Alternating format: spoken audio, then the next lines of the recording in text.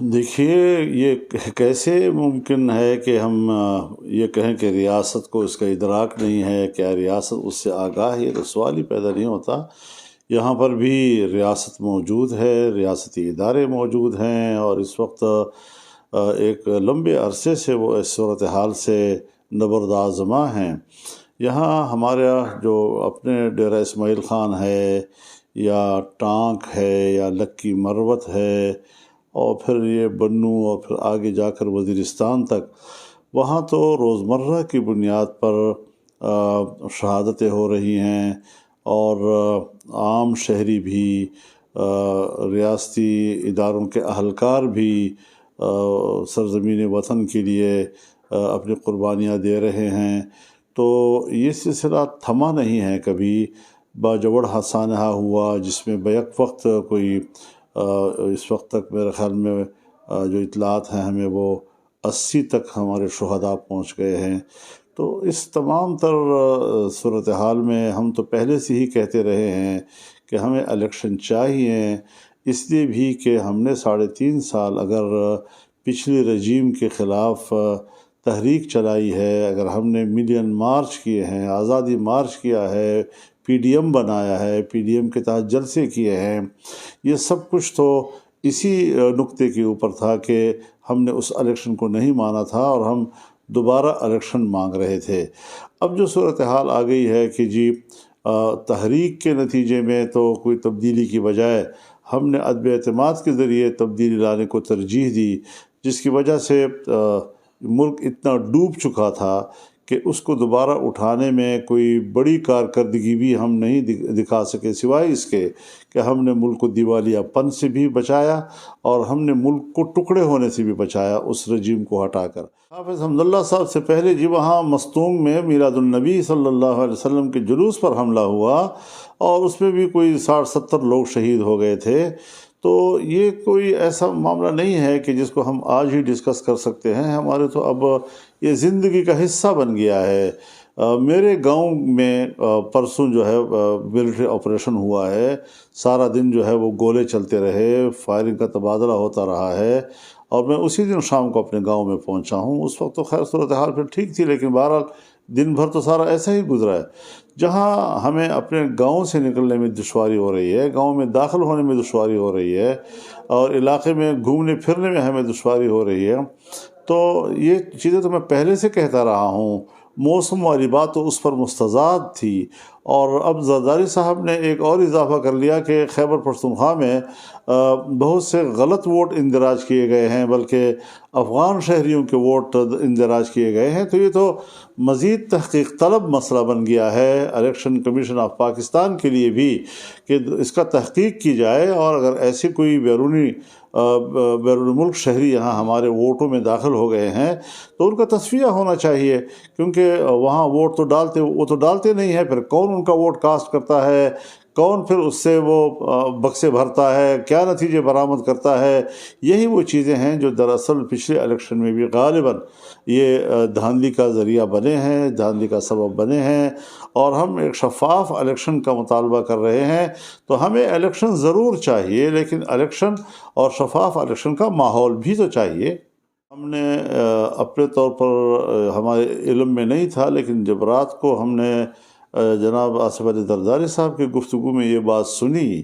تو ہم تو حساس لوگ ہیں اس حوالے سے، اور ہمیں تو یہ چبھی ہے یہ بات، لیکن اب میں سوچتا ہوں کہ پہلے اس کی تحقیق تو کی جائے، اس ووٹ کو تو صاف کیا جائے۔ یہ تو نہ ہو کہ پھر اس ووٹ کو کل جو ہے کون بھگتائے گا، کس طرح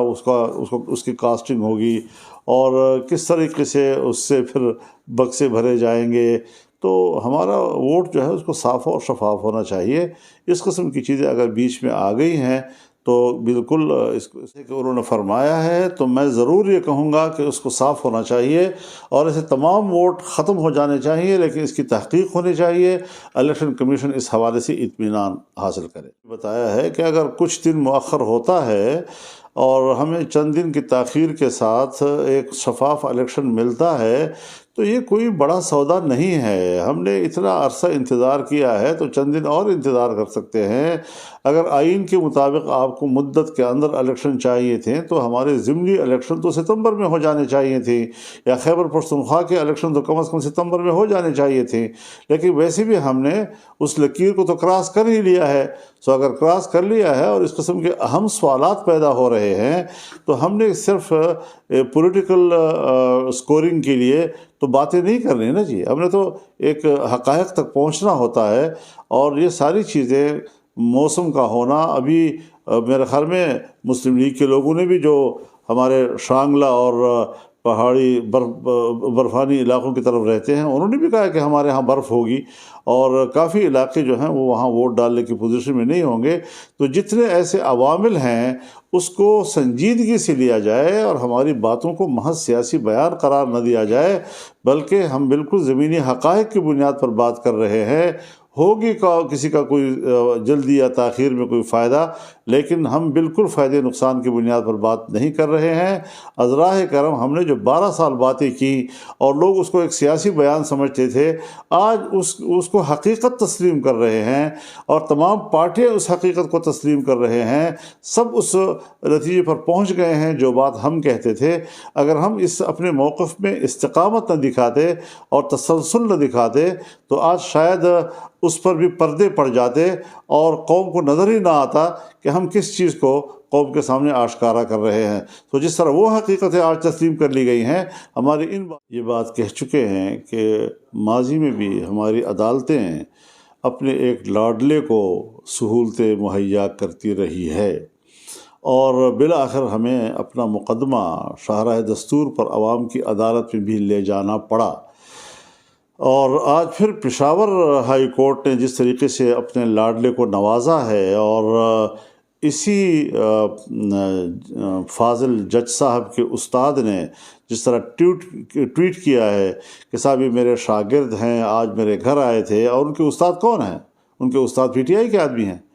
تو اس ساری صورتحال میں آپ خود اندازہ لگائیں کہ ایک طرف اپنے استاد محترم سے ملاقات، استاد محترم کی جس سیاسی پارٹی سے وابستگی، اور اس کی ملاقات کے فوراً بعد ان کو سہولتیں مہیا کرنا، اور الیکشن کمیشن پر پابندی لگانا کہ وہ اس کے حوالے سے ابھی کوئی بات نہیں سنے گی، کوئی کیس نہیں سنے گا۔ تو پھر الیکشن کمیشن کس لیے ہے اگر وہ یہ باتیں نہیں سنے گی؟ کس کا اختیار ہوگا اگر وہ الیکشن کے حوالے سے پھر وہ فیصلہ دینے میں یا احتیاط برتتے یا فیصلہ دینے میں کچھ تاخیر کرتے تاکہ فاصلہ آ جاتا، اور یہ ملاقات اور یہ ٹویٹ اس فیصلے پر اثر انداز ہونے کی بحث نہ چھیڑتا تو۔ اور ہم اس باہمی اعتماد کا آنے والے مستقبل میں فائدہ ملک کو دینا چاہتے ہیں۔ ہم اپنے اس طاقت کی اور اس وحدت کی سرمایہ کاری ملک کے لیے کرنا چاہتے ہیں، اس کو ہم آگے بڑھانا چاہتے ہیں۔ تو اس وقت میرے خیال میں کوئی ایسا بود نہیں ہے، چاہے ریاستی ادارے ہوں، چاہے سیاسی جماعتیں ہوں، وہ تقریباً یکساں طور پر ملک کی بہتری کے لیے سوچ رہے ہیں، اور یہی یکساں سوچ جو ہے وہ ملک کو آگے بڑھا سکے گی، آئین کی رہنمائی میں بڑھا سکے گی۔ آئین سے ماورا بہت مشکل ہو جائے گا۔ اگرچہ پیپل پارٹی کے ساتھ انڈرسٹینڈنگ تو نہیں ہے اس وقت، لیکن یعنی کوئی ایسا مخطوطہ نہیں ہے آنے والے مستقبل کے لیے، لیکن ایسا ہے کہ پیپل پارٹی سے ہم نے کوئی فاصلے بھی پیدا نہیں کیے ہیں۔ ہم مقامی سطح پر ایڈجسٹمنٹ کی گنجائش ان کے لیے بھی برقرار رکھ رہے ہیں، اور میں نے تو یہ بیان پہلے بھی دیا تھا کہ سیاسی جماعتوں کو ایک دوسرے کے لیے اسپیس دینا ہوگا، ایک دوسرے کو ہم احترام دیں۔ یہ غیر ضروری جو ہم تنقیدیں کرتے ہیں اور پھر تلخیاں پیدا ہوتی ہیں اور پھر اعتماد مجروح ہوتا ہے، ہم نے آگے جا کر جب پارلیمنٹ بنانی ہے تو حکومت ہو یا حزب اختلاف ہو، انہوں نے بھی ایک مفاہمت کے جذبے سے آگے بڑھنا ہوتا ہے، اور یہ ماحول ہمیں برقرار رکھنا چاہیے آئندہ کے پارلیمنٹ کے اندر، صرف حکومتی صفوں کے اندر نہیں بلکہ حزب اختلاف اور حکومت کے صف دونوں کے درمیان ایک باہمی ربط اور ایک اشتراک عمل کا ایک مظاہرہ ہمیں کرنا ہوگا۔ دیکھیے، ایک غبارہ جو ہے اس کی کوئی حیثیت نہیں ہوتی۔ نہیں، میں بتانا چاہتا ہوں، نہیں، کوئی نہیں ایسا نہیں ہوگا۔ میں ایک بات واضح کر دینا چاہتا ہوں کہ کہ غبارے کو کوئی اہمیت نہیں ہوتی، جس میں ایک جعلی ہوا بھری گئی اور زمین پر اس کی کوئی حقیقت نہیں ہے، اور ایسے لوگ ان کے ساتھ وابستہ ہو گئے کہ جو ملک کی تعمیر میں اس کا کوئی کردار نہیں ہوتا جی، صرف شور شرابہ اور ہاؤ ہو ہوتا ہے، اور اس کا کوئی ملک کی تعمیر میں کوئی نہ ان کی ذہنیت ہے، نہ ان کی سوچ ہے، نہ وہ جانتے ہیں، نہ وہ سمجھتے ہیں۔ تو ایسے لوگوں کے حوالے سے ہمیں بالکل صاف لین لینی چاہیے اور ان کو ایک کیفر کردار تک پہنچ جانا چاہیے۔ ایسی جماعتیں جن کا کوئی نظریہ نہیں، سوچ نہیں، سوچ کی صلاحیت بھی نہیں، منصوبہ بندی بھی نہیں، 3.5 سال میں انہوں نے ملک کی تعمیر میں ایک اینٹ تک نہیں رکھی، اور اس کے باوجود ہم تو ملک کے لیے سوچتے ہیں، اور ہم تو ملک کے کیا سوچا ہے تم نے؟ جب کرنے کا وقت تھا تو تم نے کیا ہے اس کے لیے؟ لہٰذا جس کی کوئی کارکردگی نہ ہو اور جس کا ایجنڈا یہ ہو کہ کشمیر کو تقسیم کیا جائے، جس کا ایجنڈا یہ ہو کہ اسرائیل کو تسلیم کیا جائے، جس کا ایجنڈا یہ ہو کہ ملک کے اندر آئین میں ایسی تبدیلیاں لائے جائیں کہ ماضی کے جو ترامیم ہیں وہ کالعدم قرار دے دی جائیں، اور اس قسم کے نقشے جو ہے سامنے آ رہے تھے کہ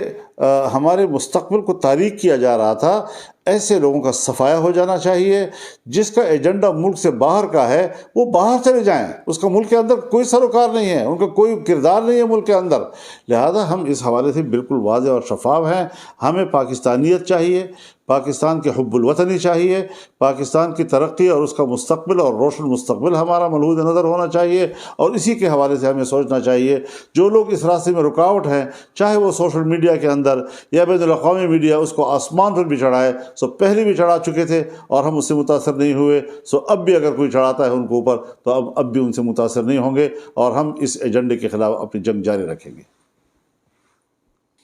ہم بہت کچھ کر سکتے ہیں، کوئی کروڑوں لوگ نہیں ہیں۔ اور دوسری بات یہ ہے کہ اس غداری کو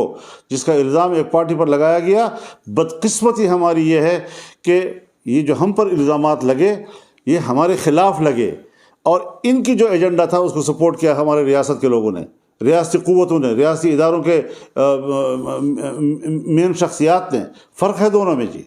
ایک الزام لگتا ہے اور ہم ڈٹ کر مقابلہ کرتے ہیں، اور ایک الزام لگتا ہے اور اس کو ریاست سپورٹ کرتی ہے۔ یہ ہے وہ غداری جو ہمارے ملک میں ہوئی ہے، اور اس کو ہم نے اب آگے نہیں بڑھنے دینا چاہیے۔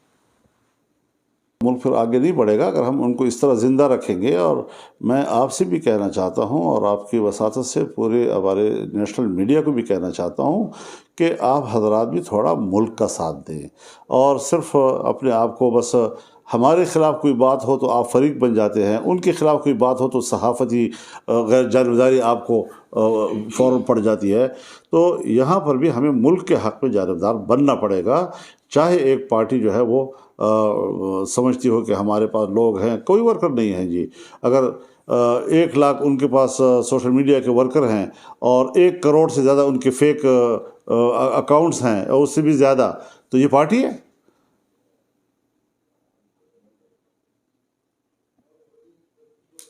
ان کا نہ ماضی تھا، نہ حال تھا، اور نہ مستقبل ہے۔ یہ زبردستی قوم پر مسلط کرنے والا ایک طبقہ ہے جس کو ہمیں نیست و نابود کرنا ہوگا۔ پھر ہم نے پہلے بھی اسٹیبلشمنٹ کے ساتھ مقابلہ کیا ہے اور پھر بھی کریں گے انشاءاللہ۔ اسٹیبلشمنٹ پاکستان کے مالک نہیں ہے، اسٹیبلشمنٹ پاکستان کے مالک نہیں ہے، پاکستان کے مالک ہم ہیں، اور اگر ہمیں نظر انداز کر کے وہ پھر ایسے اقدامات کا اعادہ کرے گی تو ہم ببانگ دہل یہ بات کہنا چاہتے ہیں کہ اگر باجوہ اور جنرل فیض کا مقابلہ میں نے کیا ہے تو میں آئندہ بھی اس قسم کے عناصر کا مقابلہ کر سکتا ہوں اللہ کے فضل و کرم سے۔